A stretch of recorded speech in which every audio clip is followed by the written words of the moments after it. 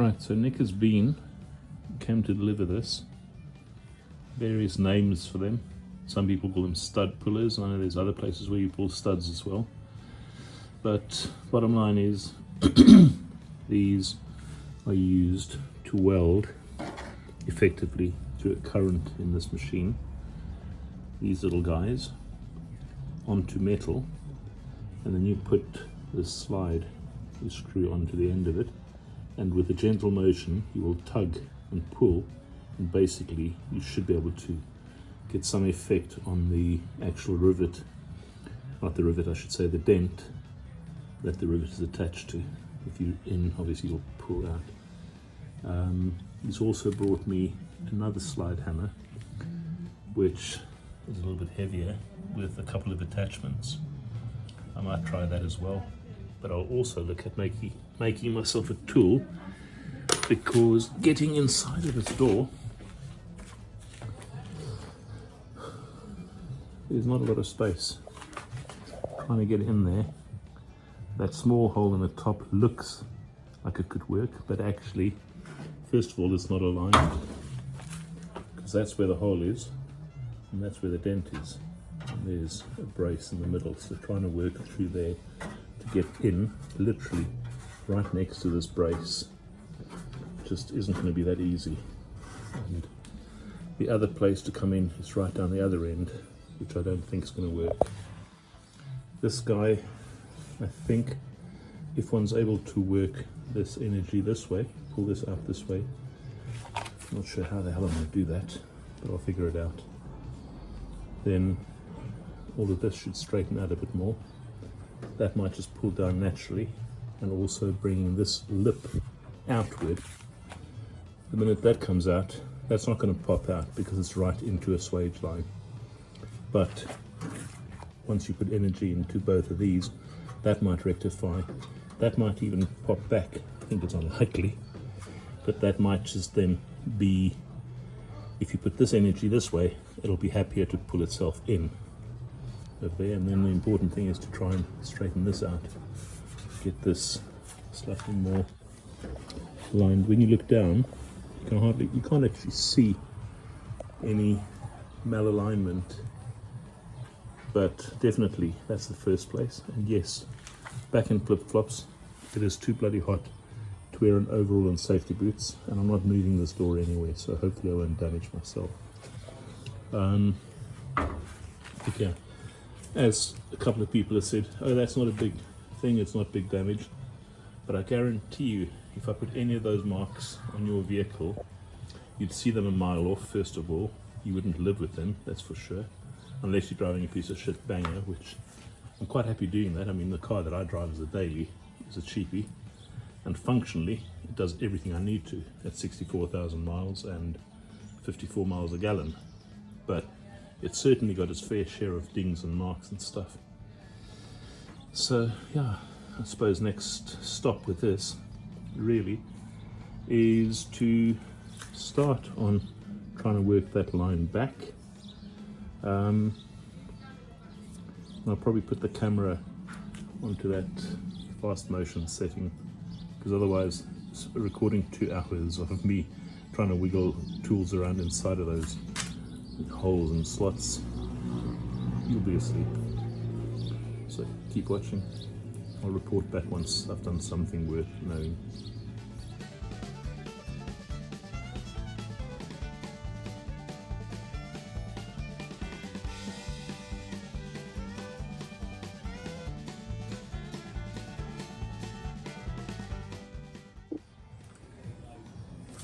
Right, it's amazing how much planning goes into this kind of thing. I've been in my scrap metal pile. I found a bit of metal, I don't even know where this comes from. I've had it for years. I had a couple of lengths. They're offcuts of something that was obviously made out of flat bar, bent, because you can see the machining marks, the tooling marks, where somebody had folded these. But that profile, when you fit it in there, actually follows that second profile, which is the one there that's dented.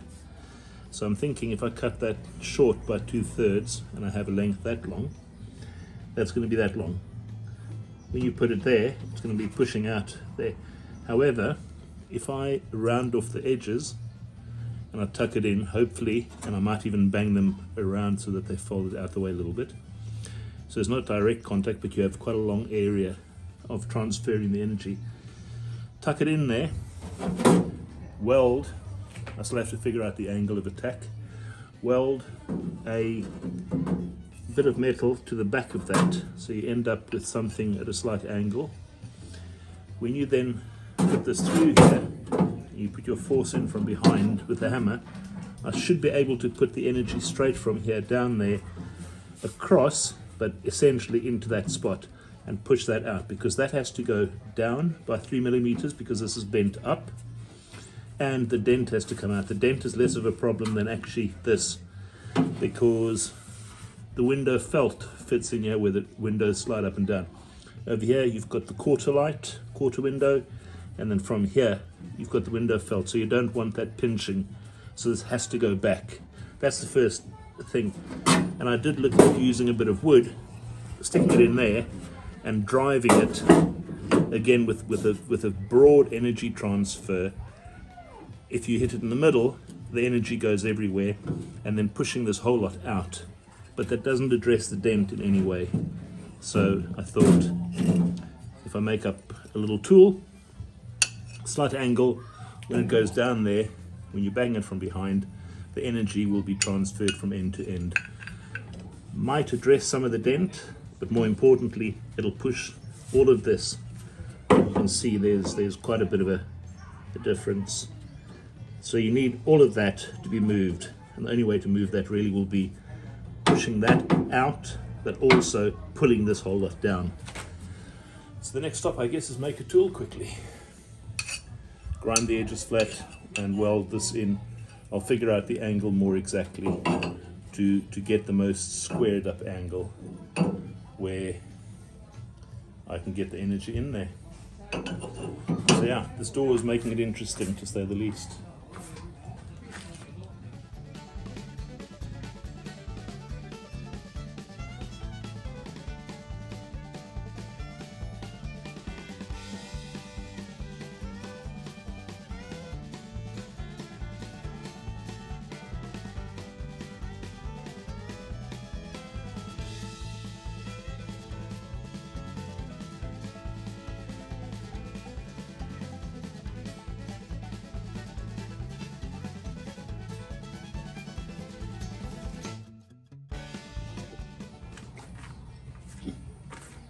So that's the important part, that edge.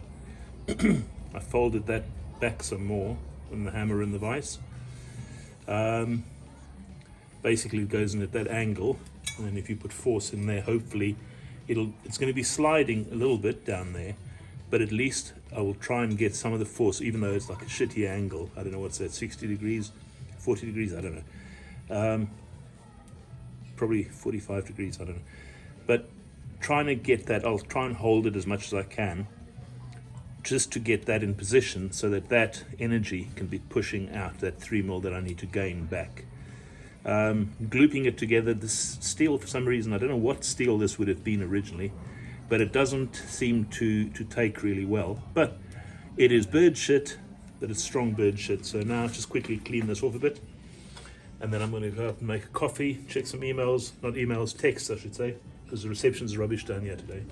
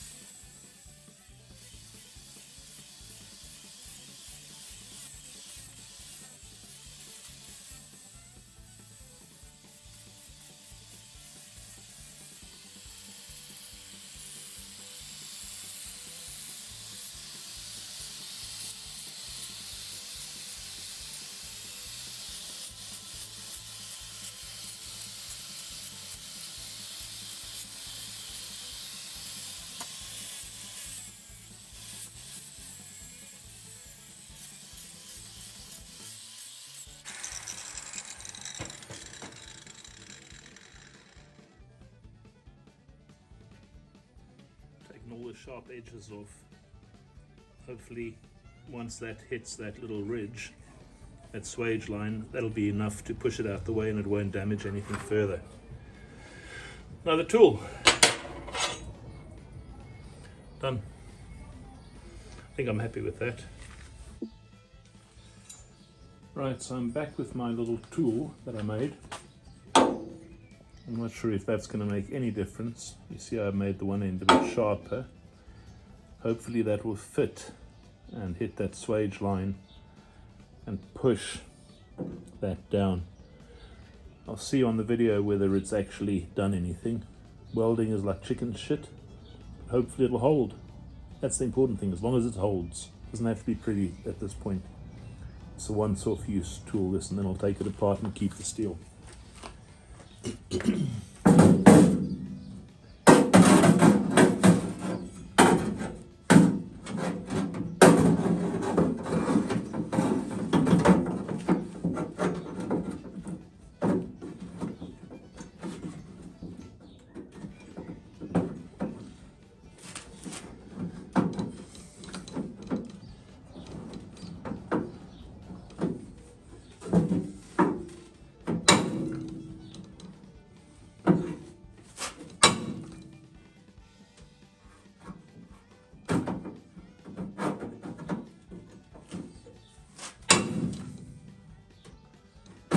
Don't think it's working yet.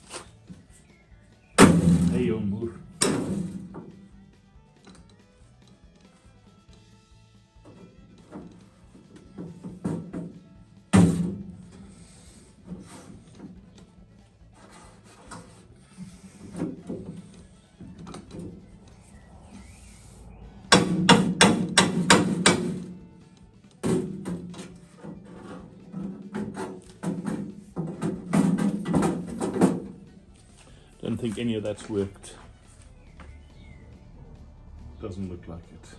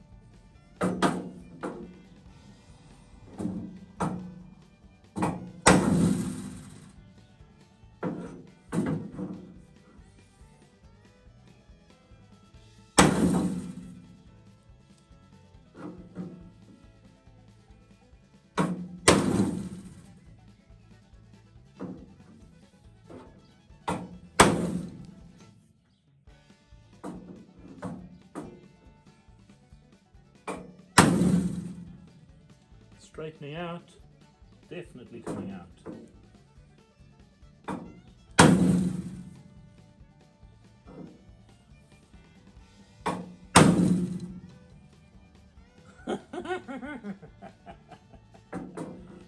I don't know what's going on here, but it's working.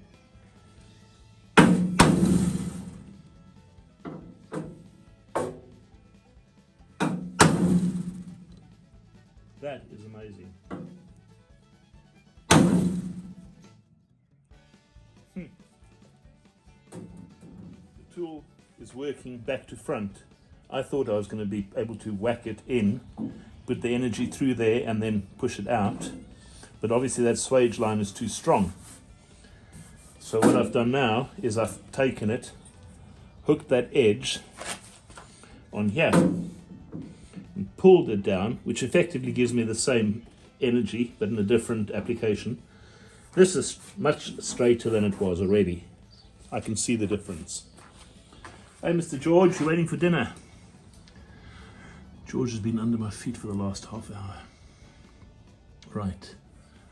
It's not complete, and I think if I give it a bit more, I will be doing it a favor rather than sometimes you overdo stuff. I don't think that's overdoing it at all. I think it's going in the right direction.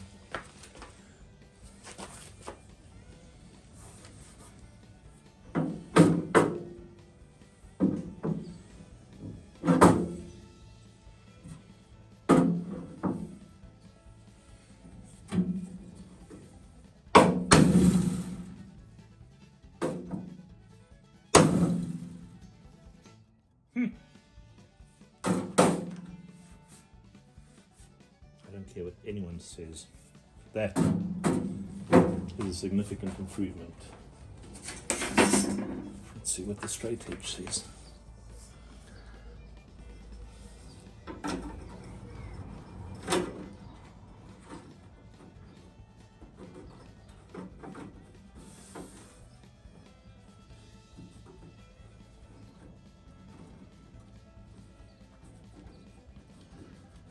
Tell you what, this used to be this way. It's now almost too much down the opposite direction, but I'd rather have it open than shut. So I think that's worked.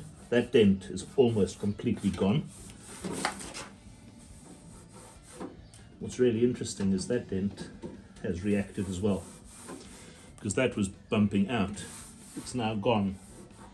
So somehow stretching that has pushed that back out and pulled this one in. Isn't it funny how science works? I still have to do this end. That is good news. Righty, so remember there was a bump? That's gone. That is all my dirty fingers. I'm touching and feeling and touching and feeling. You can see you can't work with those fingers on there, so I've left a bit of grubbiness.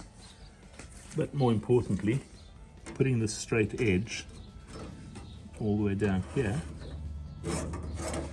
Sorry, I'm going to make you drunk the way you're watching. When I run the straight edge down here, if you take a look at that, we have a straight edge. That's good news. So this has come together again. Same up here. What seemed to have been slightly distorted there has disappeared.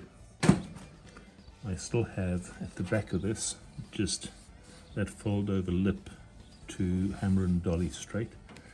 There's a little bit of a kink there.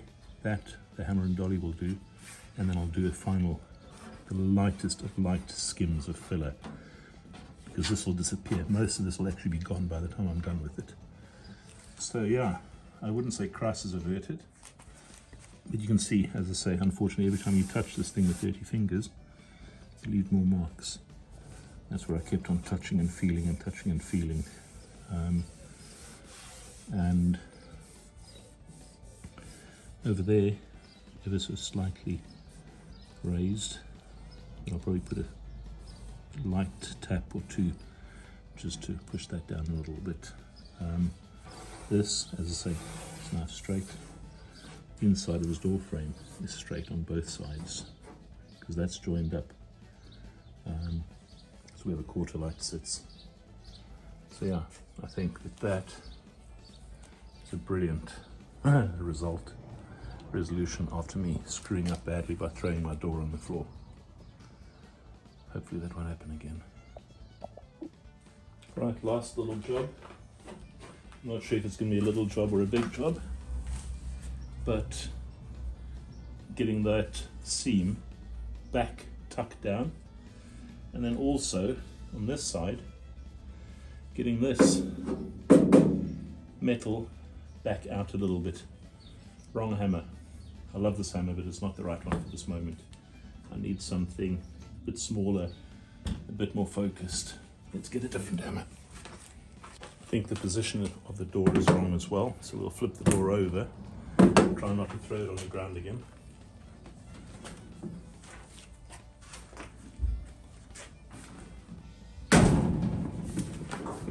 Always hit the garage door.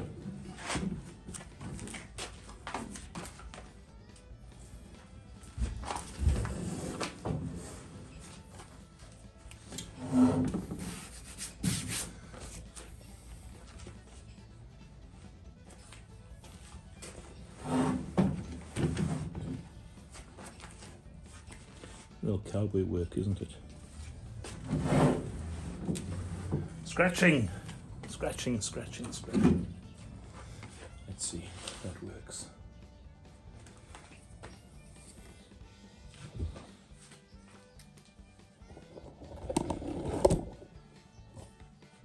There you go. Right, so I've got to basically, that's too big. I'll use the smaller end. Got to try and get this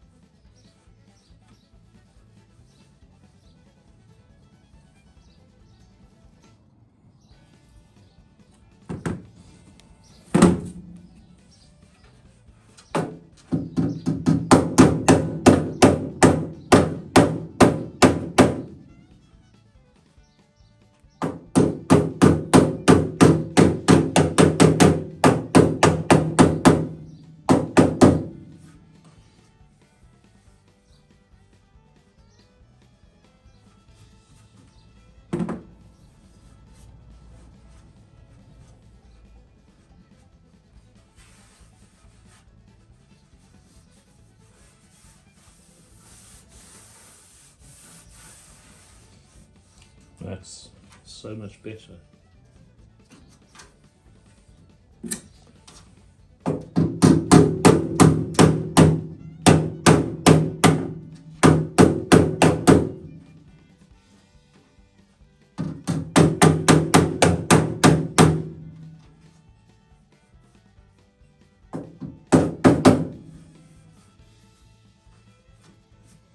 Right.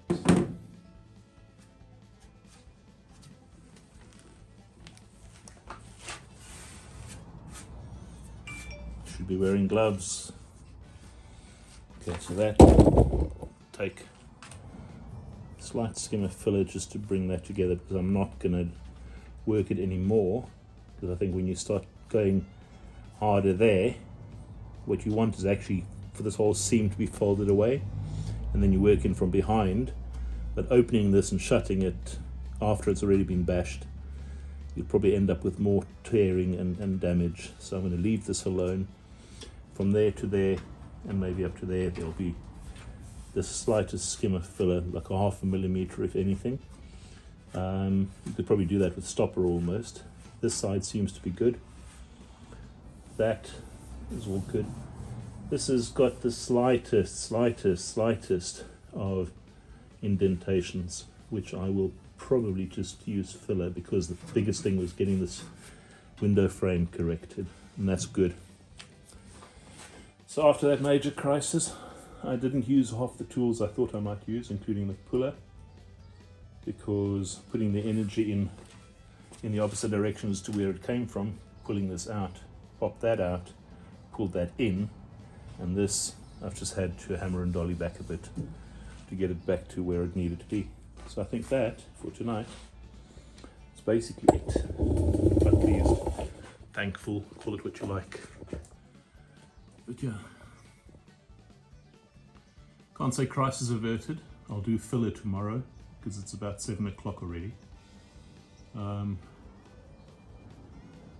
My one lodger, Andy, is cooking steak tonight, and I don't know what else, steak and kebabs apparently. So it's my turn to be fed for a change, which is rather good. So yeah, that's the final outcome of that. Very, very pleased.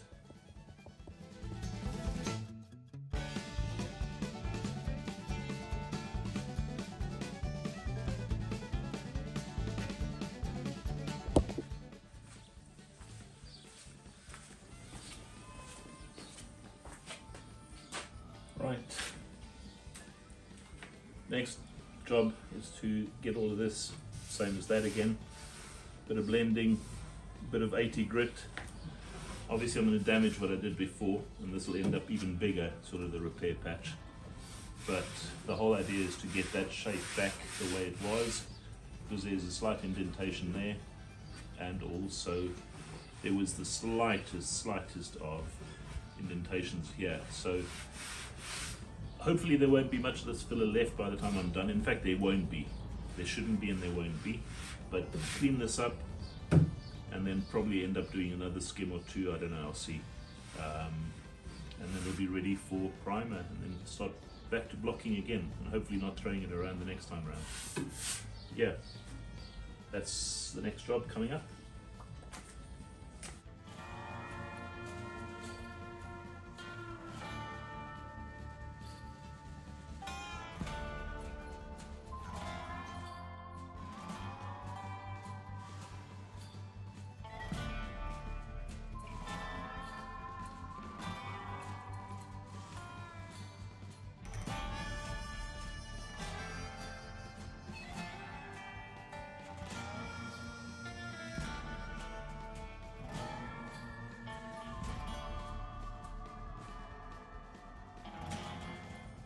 So we've done literally the first pass on the filler. That's just the first base.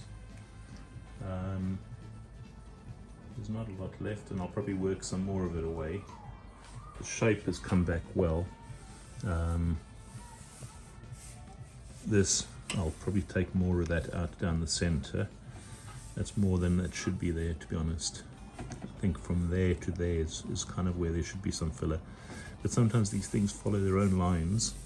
This is quite interesting that this little piece was lower before, and then we've got a slight rise, and that rise is probably from that. So once I put the next very thin skim coat over the top of that, I'll probably run from there to there again, but I'll first work this away a little bit more. There will be, it'll be just a shadow of filler, to be honest. You could probably do it with spray filler or with primer to lift this ever so slightly. And then over here, I just need to catch that little edge. So that's actually where the dent was. You can see ever so slightly the way I'd done the filler. I obviously didn't push it further out than I should have. If I'd pushed it out a little bit more, I would have just had that line straight through and shaped it. But yeah, throwing doors away costs you time. Time. Anyway, but it's all right. It's a learning experience, and to be honest, I'm really thankful for the way it's come back. Look at that edge. It is not quite right yet. I'll work it some more just to get the shape in. This back section, unfortunately, despite all my banging, it's still thicker than it should be. So we'll see, I might take some more drastic action there. Right now, two-tone colors. I'm happy with that. Next job, mix a bit more filler. Just rise some of it, or raise some of it, and then work it back, and then I'll do primer after that and see where we go. Start blocking again.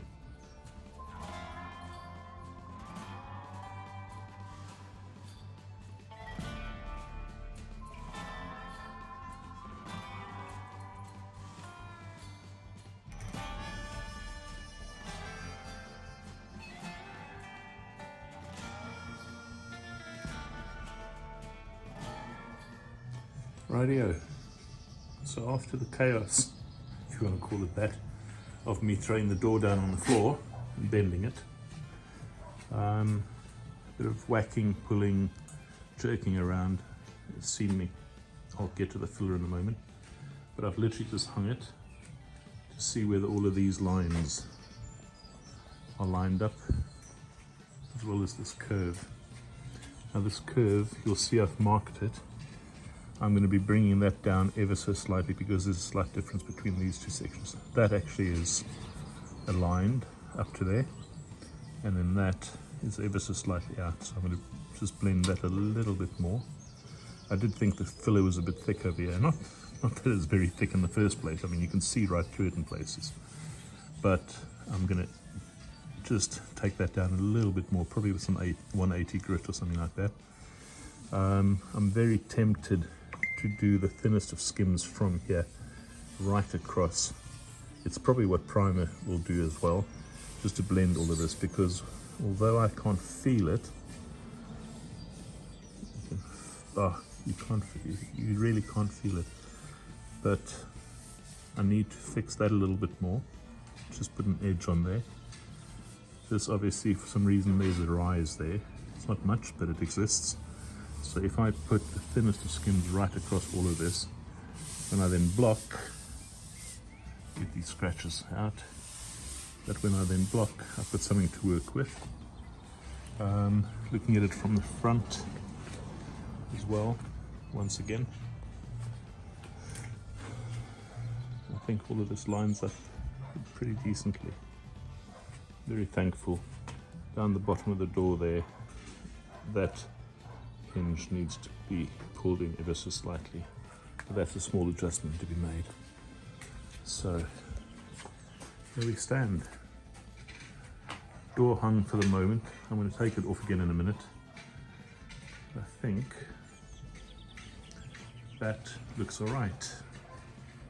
I know what all your opinions are. The gaps seem good. I was a bit concerned around window frame at the top. That seems to really will be good. Clearly, once we put the door stops in, I've got a set, I think they're Honda modified ones, that'll go in, that'll stop this from actually hitting there and putting a crease in it. This door didn't have a crease and neither has the other one, but my original door had a terrible crease up and down here, both there and there. Somebody had really thrown the door open. But yeah, I think that is enough about this door and the dent that I put in it by throwing it around. I'll close this episode off and go back to blocking and sanding and blocking and sanding and spraying and filling and priming and filling and blocking. You know, the madness. As Dennis said, if I'm ready for paint by June, the end of June that is, today's the 1st of June, then I'll be impressed. But he'll be even more impressed. So yeah, that's it. Thanks for watching.